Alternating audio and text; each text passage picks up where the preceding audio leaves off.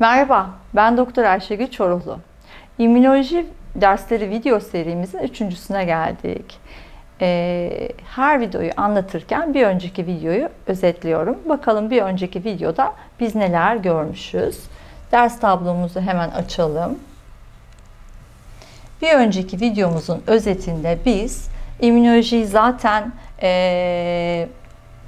şöyle yapalım. İki asker grubuna ayırmıştık. Biri doğal, zaten orada olan, sınırlarımızı koruyan, aslında ilkel, basit olan immün sistem.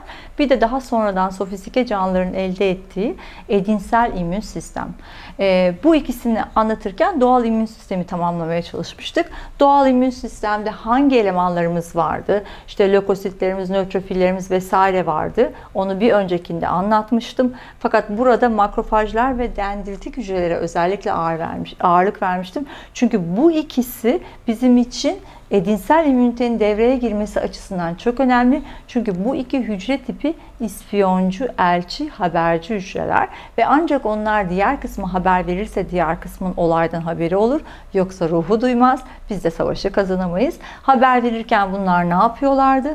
Bizim Covid'imiz de olsa, başka bir virüsümüz de olsa DC dediğimiz dendritik hücreler veya makrofajlar Pac-Man gibi, DC'ler de uzun kollarıyla aralara girerek bu ajanı yakalıyorlar, içlerine alıyorlar. İçeride onu yok ederken, işimize yarayan yok etme işini yaparken de bu ajanı anlatan minicik bir kimliği, bu SARS-CoV virüsüdür denen o ajana ait kimliği, yani antijeni bir bayrak gibi üstlerine asıyorlar ve koşarak en yakın lenf nodunda veya civarda olan edinsel immüniteye haber veriyorlar. Onların elemanları T ve B'ler lenfositler.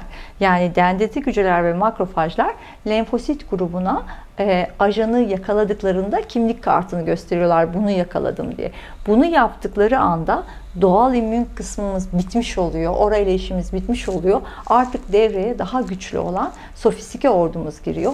Ve bu ikisinin arası, bu iki sistemin geçiş dönemidir. Ve bu elçilere, bu espiyonculara, yani dendritik sellere ve makrofajlara antijen, yani zararlının kimliğinin ne olduğunu gösteren elemanlar anlamında antijen sunan, prezente eden sel hücreler diyoruz. Antijen prezente eden hücreler haline geldikleri anda, yani virüsü yakaladılar, öldürdüler ama onu da gidip bu duruma tanıttıkları anda artık ikinci kısım devreye girmiş oluyor. O yüzden bu iki hücre tipinin burada bir önemi var.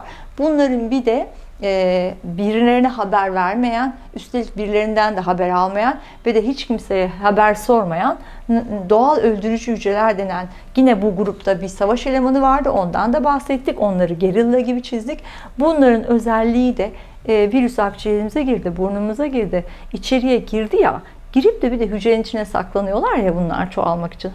Bir hücrenin içerisinde eğer bir virüs, bir tümör hücresi, bir patojen bir şey varsa bu gerilla doğal öldürücü, natural killer'lar gidip onu hücreyle beraber öldürüyorlar. Ama hücreye bedel olarak, hani çoğalmasın içindeki ya da bu hücre çoğalmasın dedikleri için, o hücreyi öldürdükleri için yan yana bir sürü hücreleri çok öldürürlerse o zaman o organ hangisiyse orada hasarlanma yapacakları için bunlara da güvenmekle beraber çok da sırtımızı dayayamıyoruz. İşte o yüzden bu hikaye hop bu tarafa doğru gidiyor ki edinsel immünitedeki T ve B'ler hem olayı çözsünler, hem olayı hafızaya alsınlar, hem de bir daha bu ajan geldiğinde biz zaten bize sunulmuş kimliğinden ajanın ne olduğunu anladık ve dosyaya kaydettik. O zaman bunlara sormadan biz bir daha görürsek onu, siz yorulmayın, biz bu işi hallederiz diyorlar. Şimdi biz bu grup ne yapıyor? Bir de ona bakacağız.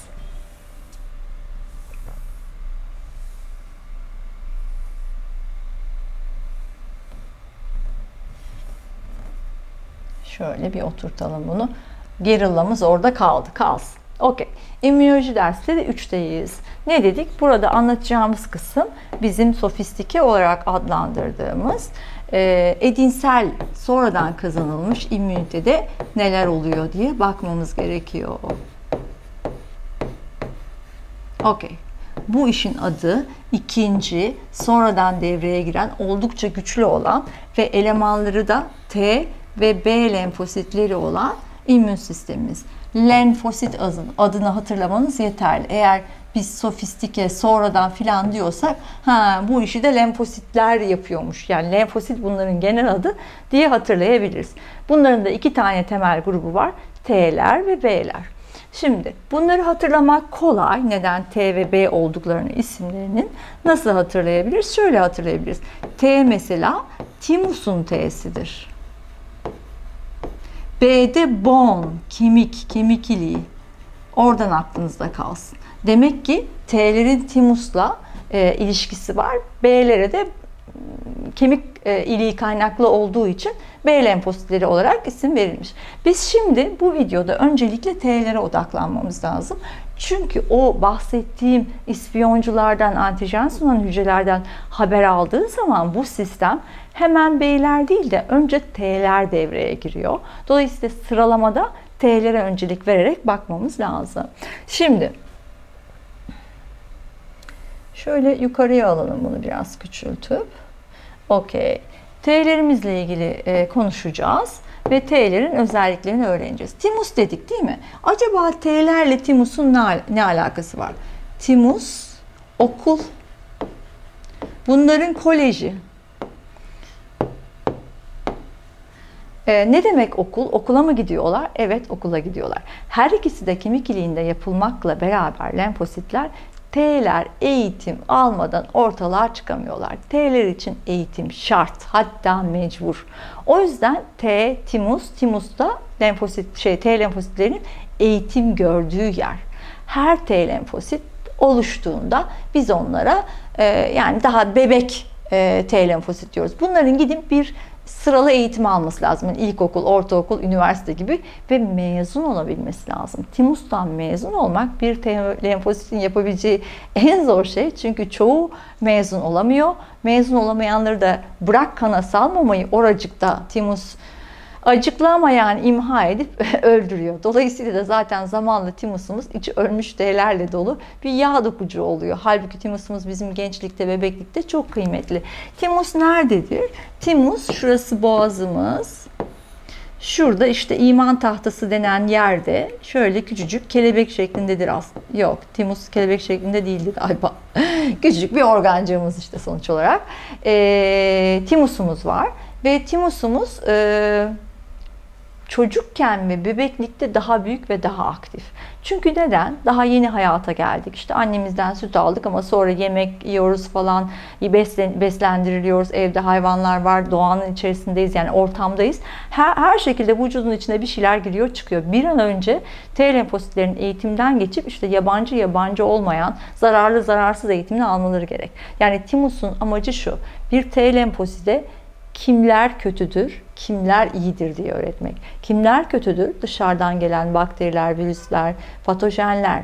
Ama onların kötülüğünü nasıl anlarsın? İspiyoncu, antijen sunanlar sana söylerse. Eğer sana onlar haber verirse git onların dediğini yap, onlara saldır demek bu dışarıdan gelenler için.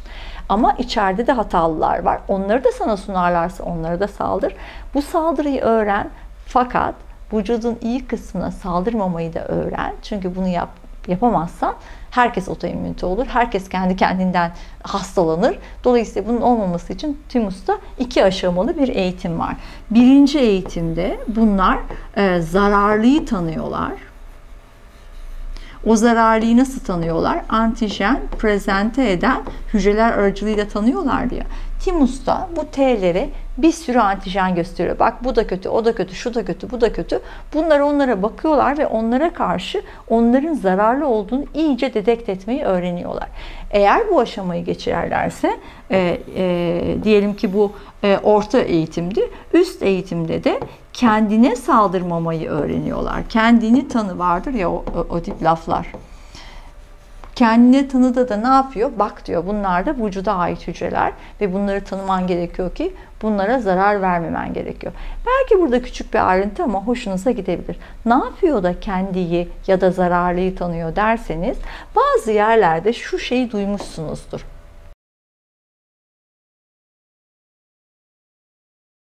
Bir hücrenin, şu bir hücremiz olsun, bu hücrenin tepesinde hücrenin bir takım kimlik bilgileri var. Ve hücrelere özel kimlik bilgileri. Şimdi bu Ayşegül'ün hücresi, tamam mı? Ayşegül'ün X bir hücresi.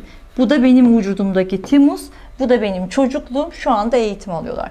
Ayşegül'ün normal cilt hücresi olur da başka bir işte karaciğer hücresi olur vesaire vesaire.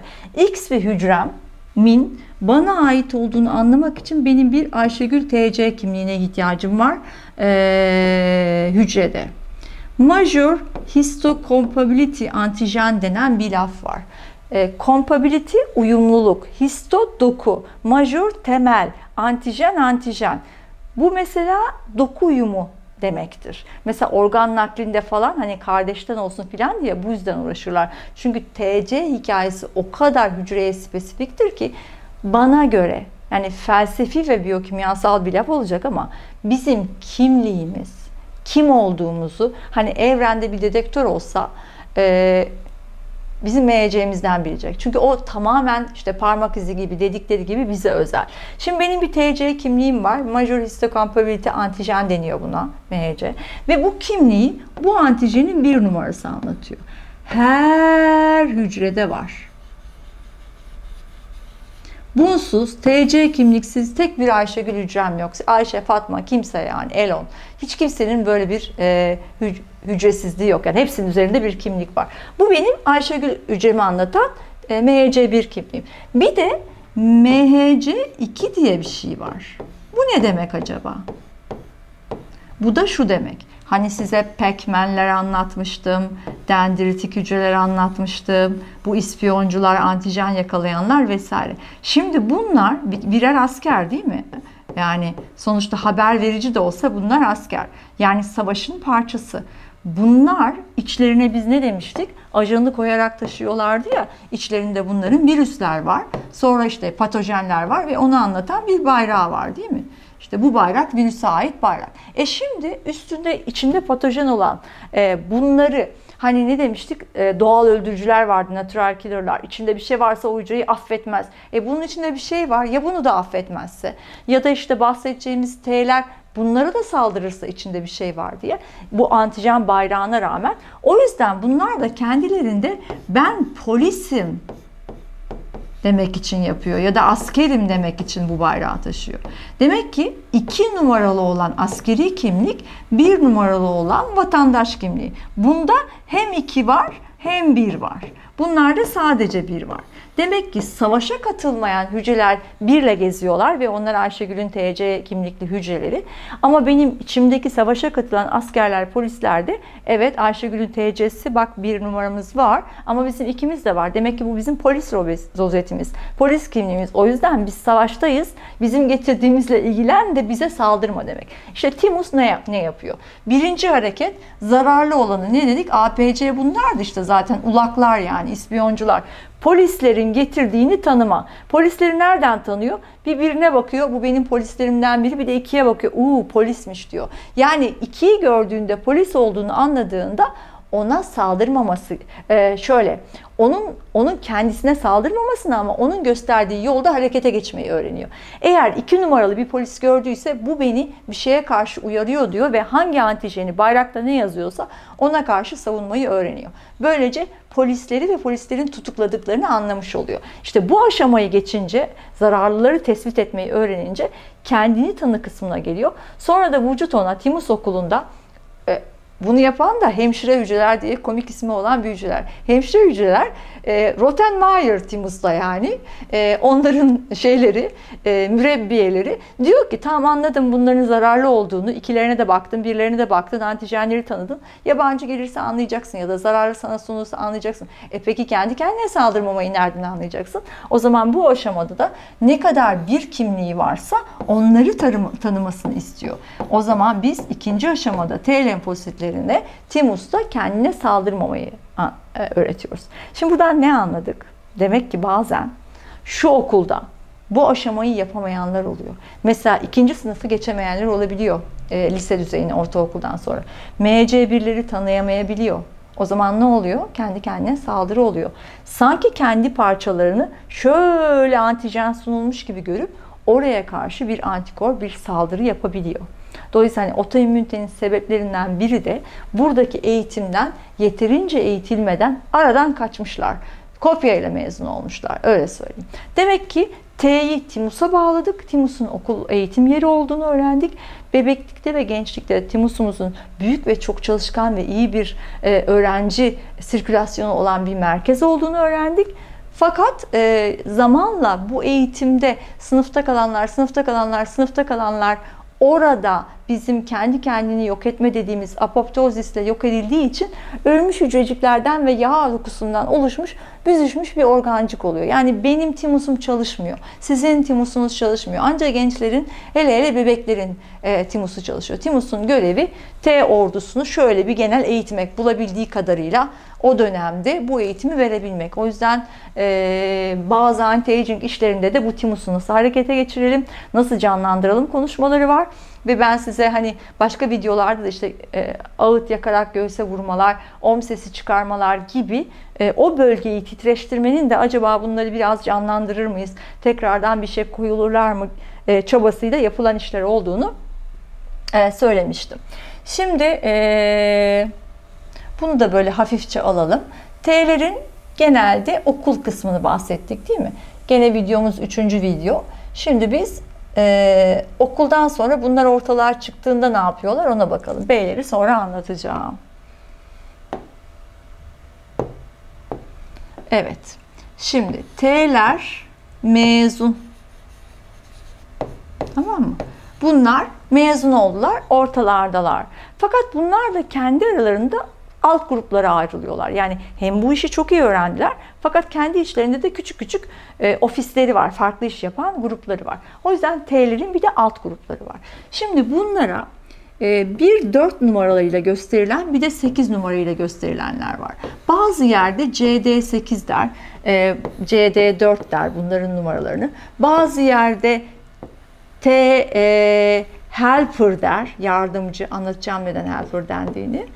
Bunlara da T öldürücü, sitotoksik der. Sitotoksik. Toksikten aklınıza gelsin. Hani toksik kötü anlamında gibi olsun. Toksik yani öldürücü.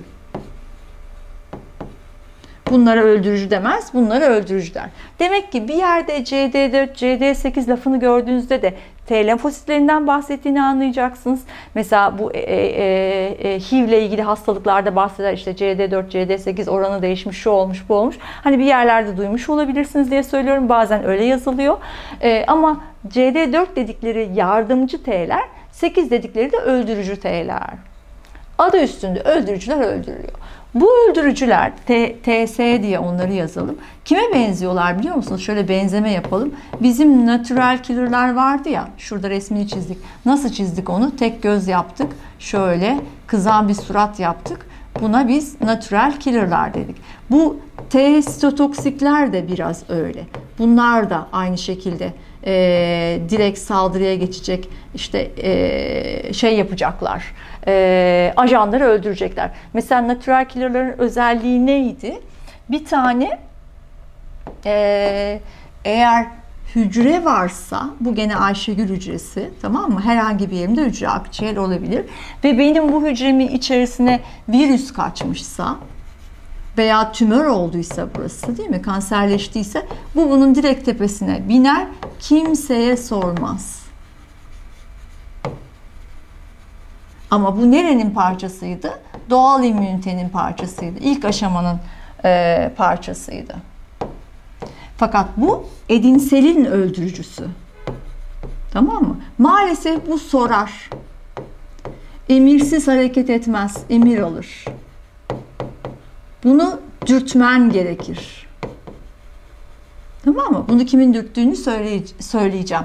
Bu direkt harekete geçer ama ikisinin de amacı içinde bir şey varsa o hücrenin hücreye bedel onu öndermek. Ölsün, hücre de gitsin, o da gitsin ama içindeki de gitsin. Tümör mü gitsin, virüs mü gitsin, hücre de gitsin, o da gitsin. Yani direkt bunlar toptan hücreyi öldürüyorlar.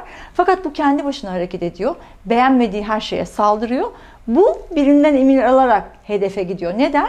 Bütün bu sistem zaten edinsel immünite hep haberleşmek zorunda. Kim virüs, Kim bakteri, hangi virüs, hangi bakteri, adı ne, kimliği ne, tam olarak biri bana bunu gösterdi mi? Ancak gösterirse harekete geçebiliyor veya birbirleriyle o sitokin dediğimiz haberleşmeyi yaparlarsa harekete geçebiliyorlar. O yüzden emir alarak harekete geçiyor, direkt harekete geçiyor. Şimdi biz gerillamızı buradan çıkaralım. Onun sadece ikisinin de aynı şekilde öldürme yaptığını hatırladık. Fakat sitotoksiklerin emir alarak yaptığını söylüyoruz. Şimdi evet, ne dedik? Mezun T'lerin öldürücü kısmı 8 numaralısına sitotoksik. Toksik lafından kötülüğü aklımıza gelsin, öldürücü. İçine bir zararla girmişse bir hücrenin onun hakkından gelecek. Ama bunun için buna bir haber verilecek. Zaten işte o antijen sunan hücrelerden falan buraya haberler gelmişti. Fakat buna haber veren antijen sunanlar değil. Antijen sunanlar bu gruba haber veriyor. Benim en sevdiklerim yani T-helper'lar. Bunlarla uğraşmayı seviyorum. Neden? Şimdi bak, T-helper'larda çok güzel aksiyonlar var. Şimdi bu yardımcı 4 numaralı CD4 diye yazılan T-helper'larda 2 tane grup. Birincisine T-helper 1 diyoruz. İkincisine T-helper 2 diyoruz. Bana göre Covid'deki dananın kuyruğu da burayla ilgili. Neden burayla ilgili? Şimdi önce özelliklerini öğrendiğimizde zaten hızlıca öğrenmiş olacağız konuyu.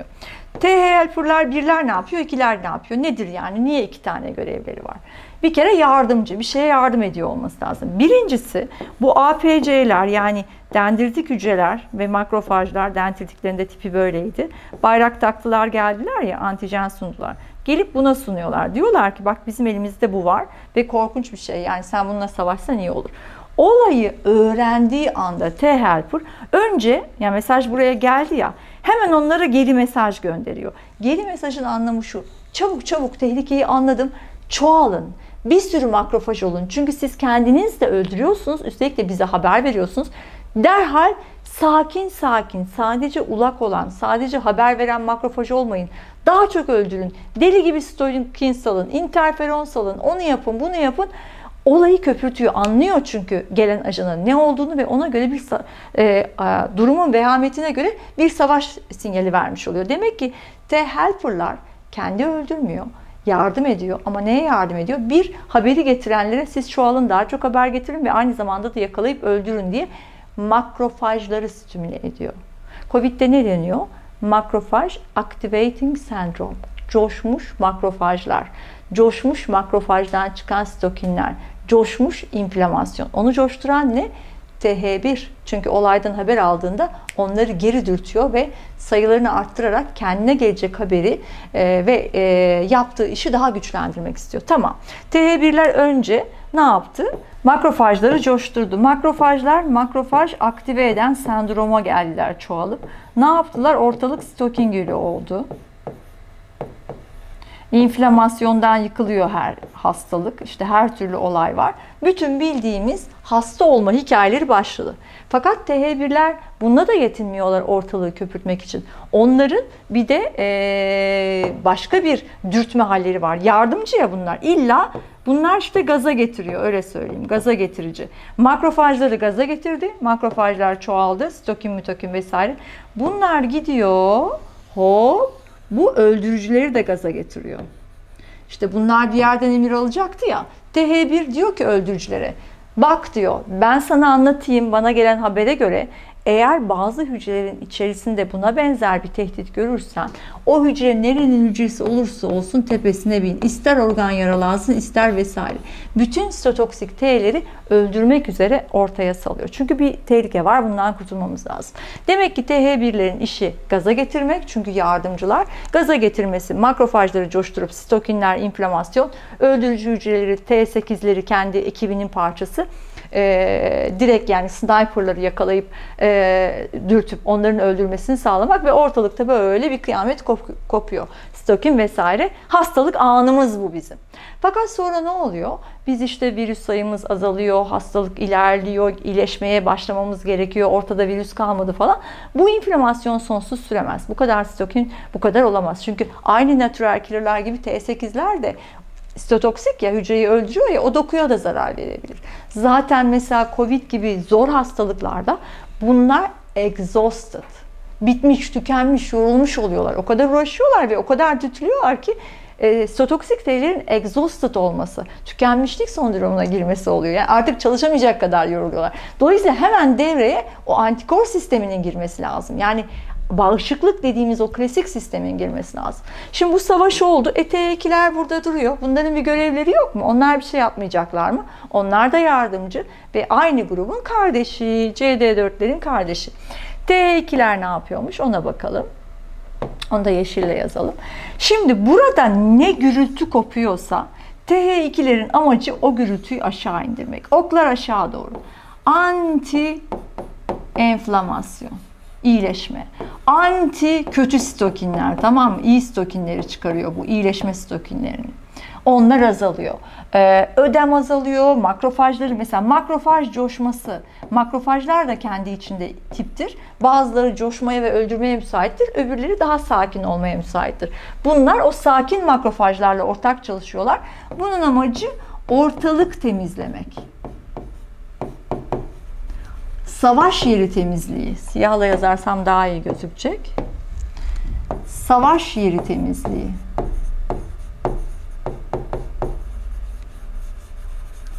İyileşme.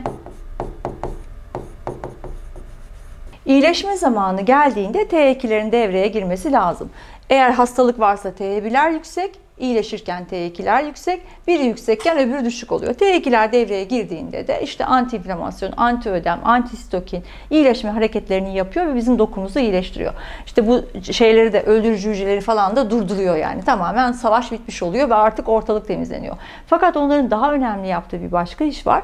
Onlar da bir tür ispiyoncu, bir tür elçi, bir tür haberci. Onlar da kime haber veriyorlar? Yani T2'ler kime haber veriyor? Haberi B lenfositlerine gönderiyor. Diyor ki antikor yap. Bak ben bununla savaştım. T1'ler savaştı. Antijenler sundu. T1'ler savaştı. Ortalığı kan götürdü. Olay bitti. Ben iyileşmeye yardım ediyorum ama bir yandan da sana haber veriyorum ki bunlara ait bir antikor yapabilir misin? İşte antijeni zaten tanıdık. Dolayısıyla bir daha geldiğinde bizi bu kadar yorma. Direkt antikorla onu kelepçele. Antikor kelepçe demek çünkü yani bir yere saldırmasın diye o ajanı tutmak demek. Beni bundan kurtar. Yani B lenfositlerin antikor yapma işi de bu sistemden sonra devreye giriyor. Antikorlar dediğimizde önce immünoglobulin biliyorsunuz antikorlar dediğimiz. Önce M yapılıyor. Bu hastalığın olduğu, olayın başladığı birbirinin üstüne binen bir zaman aslında. Sonra kalıcı antikorlar dediğimiz immünoglobulin G yapılıyor. Bizim bu aşıdan falan bağışıklıktan anladığımız, en çok anladığımız şey yani hep sizlerin anladığı immünoglobulin G'mizin olması. G kalıcı bağışıklık. Yani eğer ortalıkta immünoglobulin G varsa burada şöyle bir dosya var demektir. Size dosya çizeyim. Tamam mı? Bu dosya Covid dosyasıdır. Eğer konumuz Covid ise ve burada rafta diğer dosyaların yanında hafıza dosyası olarak duruyordur ve bunun içerisinde işte o antikorun ne olduğuna dair bilgi vardır ve o antikor dediğimiz immünoglobulin G tipidir ve Covid'e bağlanabilecek türüdür. Dolayısıyla bilgi dosyalanmış demektir. İşte o antikor varsa da zaten tekrar biz aynı ajanla benzer bir şeyle karşılaştığımızda bahsettiğim 3 videodur bahsettiğim yolları yürümeden direkt aç dosyayı, neymiş o, hemen çoğalalım ve aynısını yapalım bilgisiyle bağışıklık hikayemiz olur. Esasında B lenfositleri hakkında da konuşacak güzel ayrıntılar var. Çünkü sadece G ve M değil, onun E'si var, A'sı var ama bunu daha çok otoimmünite, alerji, mukozal bağışıklık bölümlerinde konuşmak isterim. Bu 3 video aslında ister virüs deyin, ister yabancı başka bir bakteri vesaire başka bir ajandan bahsedin. Sistemin size nasıl çalıştığını anlattım. Doğal immünite devreye girecek, basit ve ilkel olan, kendi ajanları olan önce lökositleri, nötrofilleri oraya koşturacak. Çünkü zaten kanda çok varlar ama çok iş yapamıyorlar. Minik bir inflamasyonlu olay başlayacak ve sınırlamaya çalışacak olayı. Fakat yardımcı olarak diğerleri de gelecek. Makrofajlar gelecek, dendritik seller gelecek. Bunlar hem yok etme işine girecekler hem de onun kimliğini alıp lenfositler grubuna T'lere haber verecekler. Ta bu antikor yolu yürüsün diye. Bu işler olurken doğal öldürücü natural killer'lar eğer hücrelerin içerisine girmişse virüs ve o hücre de böyle makrofaj dendritik sel değil normal hücre ise onları öldürecek ki orada bir çoğalma olmasın.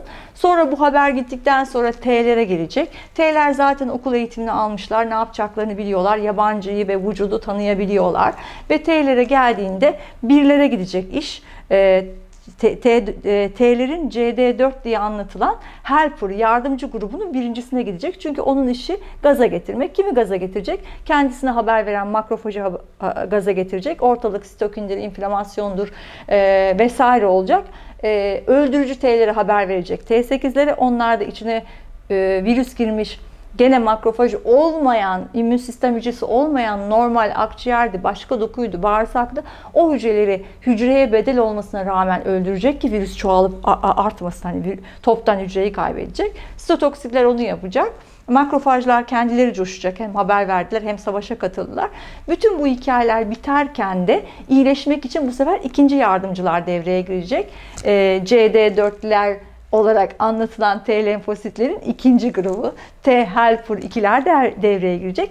Onları da şu bakımdan seviyoruz. Çünkü bütün inflamasyonu, sitokini falan durduruyorlar. Oh ortalığı temizleyelim, artık kalmasın, işte savaş yaralarını iyileştirelim gibi bir tam olan hastalığın tersini yapacaklar. Fakat onların da güzel bir tarafı artık onlar da bir elçi. Kalkacaklar, gidecekler. Bütün bu öğrendikleri dosyayı B lenfositlerine gösterecekler ve B lenfositlere diyecekler ki lütfen antikor yapmaya başla. O da önce M'yi yapacak, sonra G'yi yapacak ama G'yi yaptığı anda artık bizim ajanımıza karşı oluşturulmuş kelepçeleme, tutuklama emri neyse demek istediğiniz ona bir dosyayla hafızaya kaldırılmış olacak ve bütün ortalık bitti, siz iyileştiniz. Bir daha gelirse eskisi kadar gürültü kopmayacak. İkinci hastalık olmuş olsa bile eskisi kadar köpürmeyecek. Mantıken yani. Bir antikor geliştirdiğimizde, bir bağışıklık olduğumuzda biz bunu aşılarla yapıyoruz değil mi? Bir sürü aşı olduğumuz için o hastalıkları olmadık. Bunu hastalık geçirerek o bağışıklığı kazanıyoruz. Mesela ben hepatit B'ye karşı bağışığım ama aşı olmadan demek ki tıp fakültesindeyken bir şekilde onu aldım. Vücudum onu fark ettirmeden belki biraz kırgınlık, yorgunluk oldu. Öyle bir bağışıklık gelişti. Şimdi bana hepatit B'ye dokunamaz yani. Çünkü benim ona karşı dosyamda bir failım var. Girdiyse bile şimdi bir manikülden bana hepatit B zaten onu yakalıyor. Ben artık hepatit B ile ilgili bir şey yaşamıyorum. Bir sürümüz hepatit A'yı öyle geçirdik. Mesela Türkiye'de çok yaygındır. Tuvaletlerden, sudan falan geçer. Yani ülkenin yarısı hepatit A'ya bağışıktır. Öyle olmayanlar da zaten aşılanıyor. Yani o hikaye demek oluyor. Bağışıklıktaki konu. Onu da beyler yapıyor. Bu uzunca bir video oldu ama konuları birbirine bağlamak için bu önemli. Tekrar da aynı akışı size söyledim. Şimdi biz buraya kadar olanı normali bu diye öğrendik. Ama bunun normal olmayanı var. Ya bu sistem iyi çalışmazsa, ya kendine saldırırsa, ya hiç masumken poleni Covid sanıp da polene karşı saldırılarla alerjiler yaparsa değil mi? Böyle hataları da oluyor. Daha sonra da immün sistemin hatalı çalışmasına dair bir video serisi yapacağım. Bu 3 video sistemin nasıl çalıştığını basitçe anlatıyordu. Ama yanlış çalışma döneminde tekrar bu immünoglobinler, T lenfositler ve bunların hataları ve kafa karışıklıkları neden olur, onlara neler sebep olur onları anlatacağım. Sabırla dinlediğiniz için teşekkür ederim. Ben de elimden geldiğince coşku katmak istedim, heyecan katmak istedim ki sıkılmayın. Hakikaten immünoloji anlaması oldukça zor. Hele de bunların arasındaki muhabbeti anlamak oldukça zor. Ama olabilen en basit şekilde anlattım. Bir yerlerde duyduğunuzda, bir gazete köşesinde okuduğunuzda az çok bilginiz olsun istiyorum. Mesela ileride konuşacağız. Sadece B'lerin hafızası yok ki, T lenfositlerin de hafızası var. Biz onlara da güvenelim diye konuşmalar yapacağım size. Çünkü onların da böyle bir dosyalama hikayeleri var ama o kadar kolay ölçülmüyor. B'leri ölçmek daha kolay. İmmünoglobulin G antikorlarını ölçmek daha kolay. Vesaire. Yani bizim bütün eksiğimizi, gediğimizi beraber öğreneceğiz. Bu 3 videoyu çok vaktinizi almaz. Toplam 1 saat tutmuyor. Birkaç kere izlemenizi, dostlarınızla paylaşmanızı isterim. Neden? Şu anda duyduklarınız o kadar çok tekrar karşınıza gelecek ki, nasıl eskiden ne bileyim insülin az konuşuldu, mitokondri az konuşuldu, işte sirkadiyen az konuşuldu. Tıpta bir sürü şey var böyle. Zamanı gelince önce yabancı, sonra çok tanıdık olan şeyler. Benim amacım bütün bunların size bir an önce çok tanıdık olması. Temeli kavradığınızda zaten otoimmüniteyi kavramak çok kolay olacak, alerjiyi kavramak çok olacak. Niye kanser oluyoruz da kanseri yenemiyoruz? Kanser bu immün sistemi nasıl kandırıyor? Mesela onu anlatacağım. Onu anlamak çok kolay olacak. Üstelik bu elemanların devamları var. Daha T regülatörler var yani. Fakat hepsi hakikaten çok tatlı bir şekilde iş bölümü yaparak bizi koruyorlar. Valla hepsine toptan teşekkür ediyorum. Size de teşekkür ediyorum izlediğiniz için.